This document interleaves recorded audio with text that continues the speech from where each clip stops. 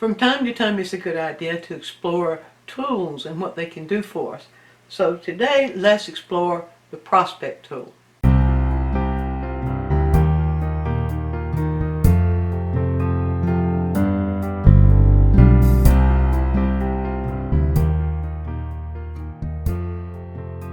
Prospek tool is especially good for people that have trouble seeing proportion, and also for people that have trouble scaling up or scaling down.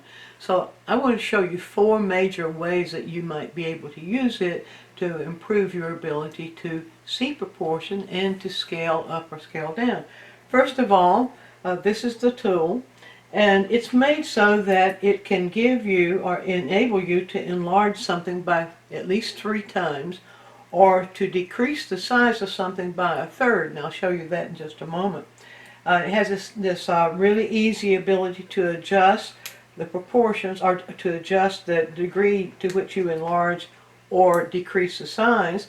So you have this little button that you can take out, and you can replace it in one of the other little slots there that will enable you to change the size. So you see, with this slot we can change the size, and I'll just show you just with a little diagram here how this works.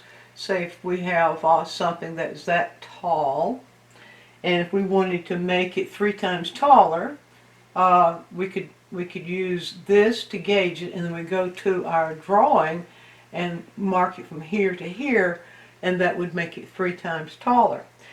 A lot of times people have trouble with the width to the height of images, and so this makes it especially useful.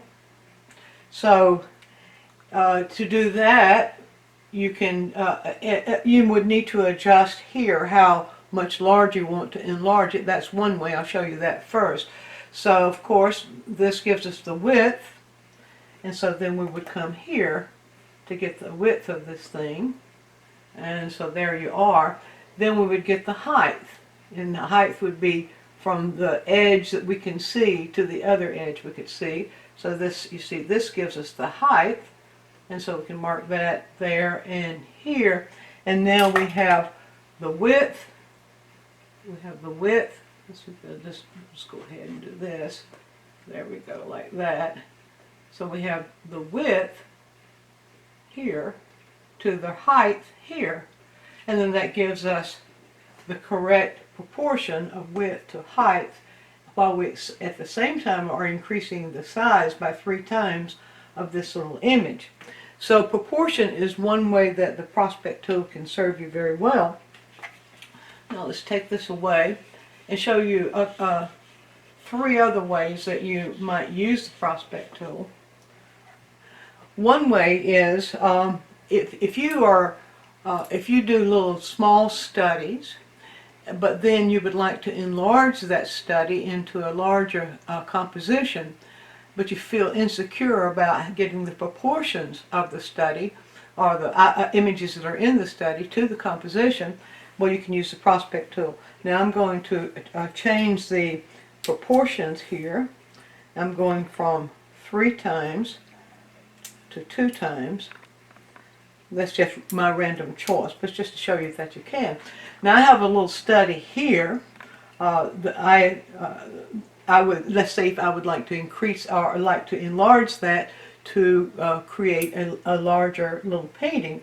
Well, first of all, I could take the width of the study itself, and then, well, let me turn that around. Let's do it this way.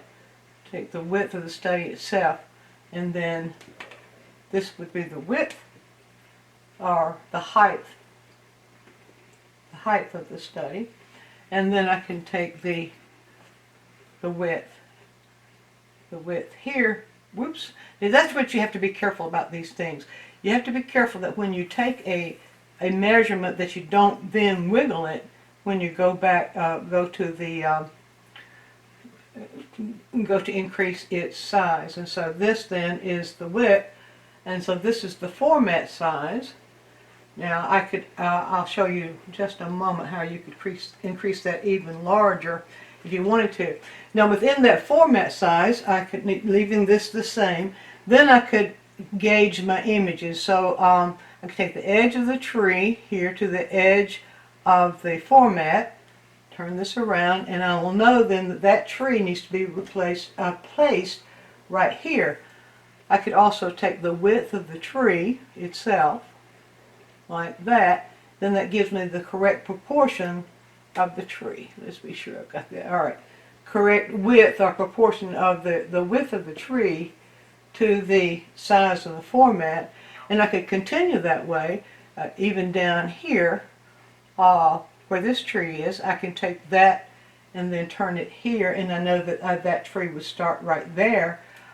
At any point, I could take another measurement from its edge, say from here to here, and I would know then that it bends about right here, and then I could take another one right here, and from the edge of this tree there, then I have that proportion, and I also have pretty close to the way it's bending. So you can see I can pace myself throughout this composition, and by using the Prospek tool to increase the size, I can then get on my canvas the same composition that I have here, and I don't have to worry about the spaces changing, especially if you get a little composition where you really enjoy the way things are spaced.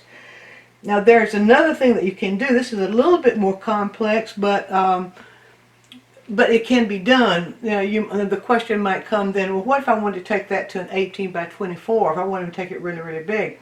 Well, then you would need to be a good counter.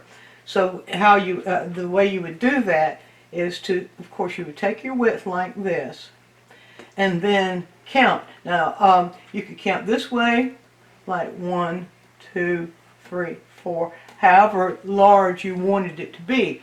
So if let's say if this is 2 inches here, and if it was 18 by 24, then you would, because 18, you'd want it 9 times that. So you just count 9 times this way. And so you'd have to be a counter. You get your measurement here, and then you count that same number 9 times every time, and you can easily then transfer the same proportions of here to here and still have a lively piece. And then another way you can do it, of course, is to decrease the size. Let me just take this away. Now that will more than likely happen if you're working either in plein air or if you're working from a still life.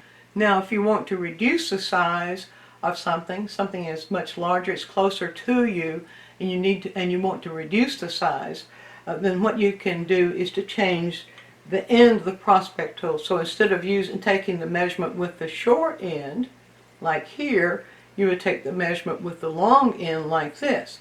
Now, to give you an example of that, I have a monitor, a big flat screen monitor in this room. Well, that size of that flat screen monitor would not fit onto a painting or a canvas size. But if I hold the Prospek tool like this, closing one eye like I've instructed, from edge to edge, then this would be the size that I would make the monitor. Now, if I move this, little gizmo here, and move it down a ways. See how this works? It just clips right on. Like that. Okay. If I move that down a ways, and I use the long end here, okay, arm straight, Prospek tool straight. In this case it would be horizontal. Alright, I'm using that long end, and then come here, you see, I make it that size. So if you're looking at something really, really close to you, and you're having trouble seeing the proportion, then you can use the long end of the Prospek tool to take the measurement and the short end for drawing, and then you would place these according to how much you wanted to decrease the size. This requires you're being very, very careful that you keep your arms straight, and that you keep the Prospek tool directly vertical. Otherwise, it won't work. So it's easier to transfer from a two-dimensional surface to a to another two-dimensional surface. But when you start transferring from a three-dimensional surface to a two-dimensional surface, you've got to be very, very careful that you don't bend it this way or that you don't bend your arm. Now I'll show you what I'm talking about, and I'm just going to have to describe to you here what we would do. So suppose we have a still life in front of us here, and we want to make a relatively small painting of that still life, but you don't feel really comfortable with how those sizes of shapes would be placed on your canvas. Well, what you can do is to use the Prospek tool. Now you can use either end. You don't have to use both ends for this, for what I'm about to show you. But what you can do, you can use either end. You hold your arm straight, and you hold the Prospek tool directly vertical, and close one eye. It's important to close one eye, then you can see it. So if I'm looking at the camera, I'm seeing that this edge aligns with the edge of the camera, with the lens of the camera. So then I could come here, and again, I could do the counting thing to place it. So if I want it like 3 times the size, then I would count here, like that. So here and here, and that would be 3 times. That would be 3 times the size that I'm seeing. Of course, the other way that you can do that is to adjust the tool so that you put it at its smallest point, like this. And then once again, if I'm looking at the camera, hold my arm straight out, and I'm looking at the lens of the camera, and I have it aligned so that this point touches the edge on this side and this point touches edge on that side. That tells me then that that camera lens is going to be this wide when I transfer it to my canvas. And I can keep using that same principle, the same as we did here, where you're measuring edge to edge, of image to image, but you're careful that you keep your arm straight and you keep this aligned. And let me show you why.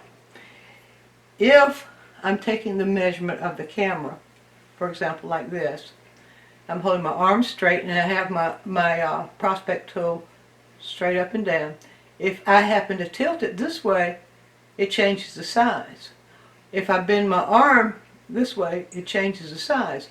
So if I'm trying to get the proportions right, and for one measurement I have my arm straight out, but then the next measurement I have this turned in like that, it's not going to be in the correct proportion. And the same thing is true, that if in one I have my arm straight out, but then in the next one I have my arm bent like this, it gets a lot larger when this is closer to your eyes than it does when your arm is fully stretched. So when you're using the Prospek tool like that, you're just careful that you have your arm straight and that you have the tool straight up and down, and then you can make it work for you. And that's a real kind of simplistic survey how the Prospek tool works. You might find it works for you in other ways too, so you might give it a try. The last time I checked, it was available at Jerry's Art Aroma for about $7. That's a pretty cheap price for something that can be of such an aid to you. Hope you enjoyed this quick tip. If you have questions or a suggestion for a quick tip, leave us a comment right down here in the YouTube comment box. And take a trip over to DianneMize.com and look at all the things we have there for you, including full-length video tutorials. And while you're there, sign up for our newsletter so you'll always be informed of our latest adventures. And thanks for watching.